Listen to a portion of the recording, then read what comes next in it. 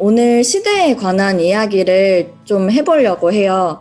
사실 코로나 때문에 되게 시대가 많이 빠르게 변하고 있잖아요. 근데 이 시대의 흐름은 코로나 이전부터 있었습니다. 이 시대의 흐름을 설명하기 위해서 제가 좀 자주 소개하는 밴드가 있어요. 제가 음악을 좋아하다 보니까 이것도 밴드로 설명을 하는 게 되게 재밌더라고요. 슈퍼 오가니즘이라는 밴드가 있는데 이들의 설명 앞에 이제 수식어로 붙는 게 다국적 혼성 그룹이에요. 다국적이라는 게 일단은 이 가운데에 보이는 여자애가 보컬인데 오로노고요. 일본 사람이에요. 그리고 그 뒤에 있는 동양 남자가 한국 사람입니다. 그리고 다른 사람들도 뭐 뉴질랜드, 영국 되게 다양한 국적이 섞여 있어요. 제가 이 밴드를 되게 좋아하는데요. 어떻게 해서 밴드를 만들게 됐냐는 인터뷰에 오로노가 대답을 이렇게 합니다. 알고리즘이 먹혔어요. 근데 저는 이 얘기 듣고 진짜 웃었거든요. 이게 어떤 말이냐면 오로노가 이제 유튜브를 보다가 유튜브가 취향에 맞는 음악을 추천해 주잖아요. 근데 에버슨이라는 밴드를 유튜브를 통해서 발견을 하게 되고 이때 오로노가 원래 미국에서 공부를 하는데 일본에 잠깐 들어와 있을 때 에버슨이라는 밴드가 자기 동네에서 공연을 하는 걸 알게 됩니다. 그래서 그 공연장에 갔다가 어떻게 해서 뒤풀이를 같이 하게 되면서 친구가 돼요. 그래서 이제 서로 뭐 온라인에서 번호 그 인스타그램 같은 거를 이제 교환을 한 상태에서 오로노가 사운드 클라우드에 자기 목소리를 그냥 녹음을 해서 올리고 있었는데 에버슨 밴드가 그거를 듣고 우리가 만들어본 음악이 있는데 네가 여기에 목소리를 얹혀볼래? 라고 해서 결성이 된 게 슈퍼 오가니즘이에요. 그러니까 사실은 이들이 처음에 만들어진 노래가 다 원격으로 작업이 됐고 그렇게 해서 만들어진 노래가 피파 게임의 OST가 됩니다. 그래서 갑자기 엄청나게 유명해지고 지금은 이 한국분 말고는 다 같이 영국에서 모여서 살고 있어요.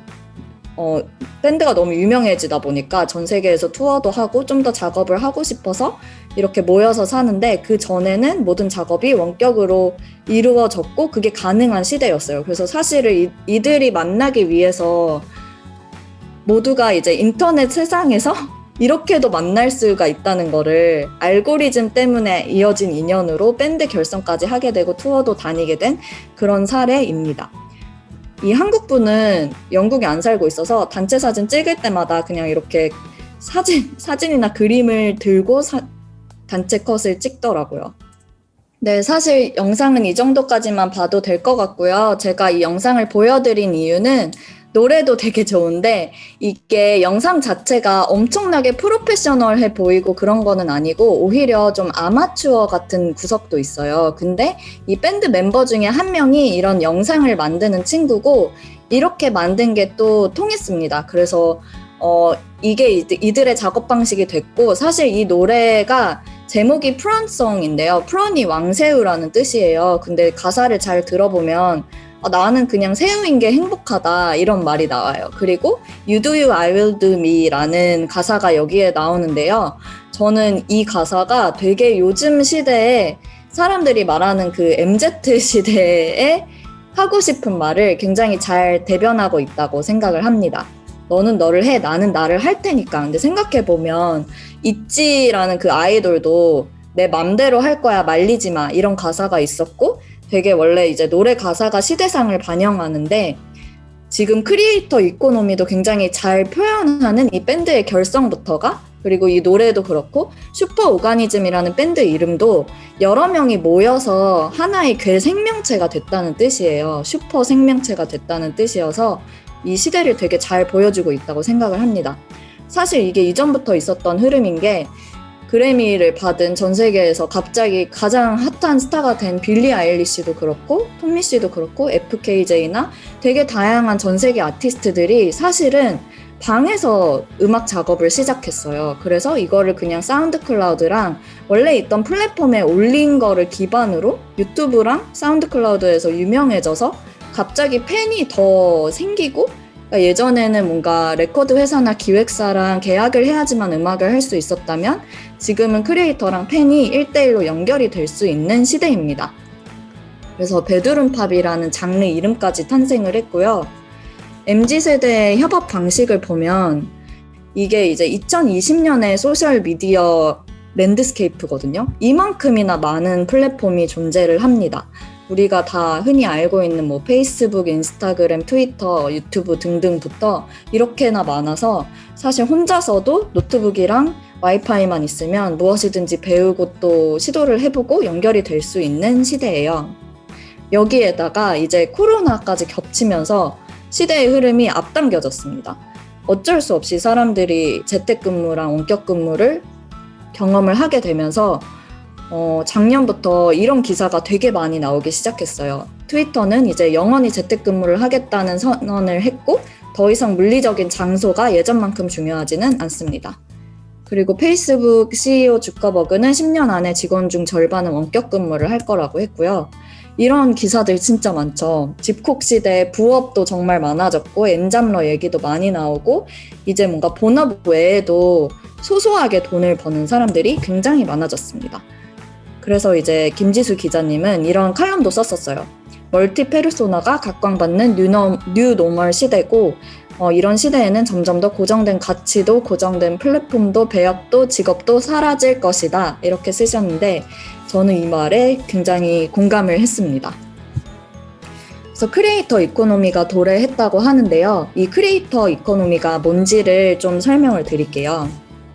원래는 이제 부업이 되게 많아졌잖아요. 예를 들면은 내가 남는 시간에 이 시간을 활용해서 돈을 벌 수 있는 플랫폼이 되게 많이 생겼어요. 예를 들면 뭐 배민 라이더스로 내가 배달을 해주고 소정의 돈을 번다거나 쿠팡 같은 경우도 마찬가지고 우버의 경우에도 내가 시간이 남으면은 누군가를 태워줌으로써 돈을 버는 구조죠. 이걸 긱 이코노미라고 하는데요. 긱 이코노미는 한 번의 이벤트가 수입이 되는 경우를 말합니다. 그래서 주로 오프라인의 제품이나 서비스인 경우가 많고 긱 이코노미의 조금 단점이라고 하기엔 그런데 크리에이터 이코노미랑 가장 다른 거는 개인의 개성이 강조되진 않아요. 내가 누구인지보다 그냥 내가 지금 하고 있는 한 번의 이벤트가 좀 중요하고 시간에 따른 수익 구조이다 보니까 내가 들이는 시간만큼 돈이 벌리는 구조이다 보니까 확장성 면에서는 한정적입니다. 근데 패션 이코노미가 크리에이터 이코노미랑 똑같은 건데요. 패션 이코노미는 나의 열정과 개성, 내가 좋아하는 마음을 기반으로 하는 일을 말해요. 그래서 제일 쉽게는 이제 유튜브를 예로 들면은 이해가 제일 쉬울 것 같아요. 유튜브에 어떤 크리에이터를 구독하고 그를 통해서 이 사람이 광고 수익을 얻고 이것도 패션 이코노미고요. 팬과 구독자 기반의 지속적인 수입을 얻을 수 있고 여기서는 크리에이터의 개성이 되게 강조되고 중요합니다. 그래서 그만큼 사람 수만큼 천차만별의 콘텐츠와 서비스가 나오고 가장 좋은 점은 소극적 소득이 가능합니다. 예를 들면 뭐 팟캐스트나 클래스 101 등의 온라인 클래스를 통해서 이미 만들어 놓은 콘텐츠를 통해서 조회수나 다운로드 수에 따라서 수익이 만들어지는 구조예요. 그래서 확장성이 무한합니다. 그래서 지금 시대는 긱 이코노미에서 크리에이터 이코노미로 흐르고 있어요. 근데 이런 얘기를 드리면 나는 팔로워 수가 뭐 저 사람들은 다 10,000명 넘으니까 할 수 있는 거 아니냐 이런 얘기를 하는데 크리에이터 이코노미에서 제일 자주 등장하는 문장 중에 하나예요. 1,000명의 열성팬만 있으면 좋아하는 일로 먹고 살 수 있다. 근데 저는 이게 꼭 1,000명의 열성팬까지 아니어도 100명만 있어도 사실 그 100명 중에서 몇 명을 내가 도와줄 수 있는 일이 생기면 이 안에서도 먹고 살 수 있는 소정의 금액이라도 벌 수 있는 뭔가가 발생을 합니다. 그래서 크리에이터 이코노미를 좀 구조적으로 보자면 우선은 크리에이터가 콘텐츠 제작을 합니다. 이거를 보고 이 콘텐츠를 보고 되게 좋아하는 사람들이 몰려들어요. 그래서 구독을 합니다. 그래서 이 구독자들한테 되게 니치할수록 좋은데요. 이 관객들한테 내 메시지가 닿을 수 있게 되는 거죠.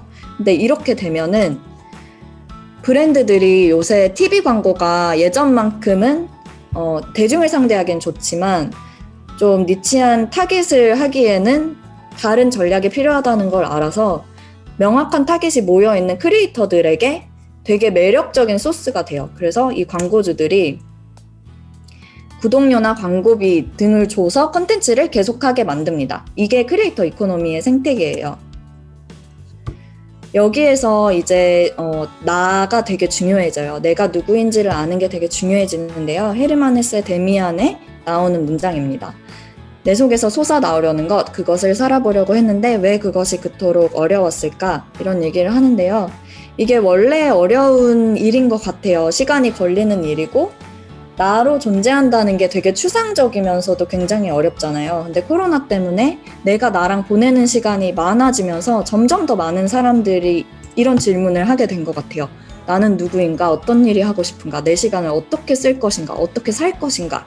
이걸 정말 많이 고민을 하게 됐고, 이 이유는 이제 타인의 기준에 있던 것들이 나에게 옮겨오면서 사실 소비의 형태도 가격 중심에서 가치 중심으로 옮겨왔어요. 그래서 품질과 진정성이 되게 중요하고 나를 위한 소비도 중요하고 친환경 윤리적 소비, 로열티 이런 게 굉장히 중요해졌고 내가 어떻게 소비하는지가 결국 나의 정체성을 알려주는 시대가 되었습니다.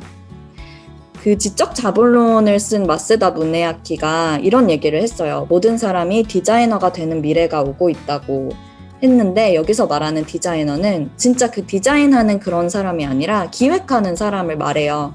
그래서 결국에는 요즘에는 정보가 너무 많고 옵션과 선택지가 너무 많아진 시대잖아요. 이런 시대에는 어떤 사람이 어떤 걸 좋아할지 큐레이션하고 선택하는 기술이 되게 중요해진 시대예요. 그래서 결국에는 라이프 스타일을 제한하는 능력이 중요하고 그렇기 때문에 내가 어떤 사람인지 내가 뭘 좋아하는지가 점점 중요해지고 있습니다.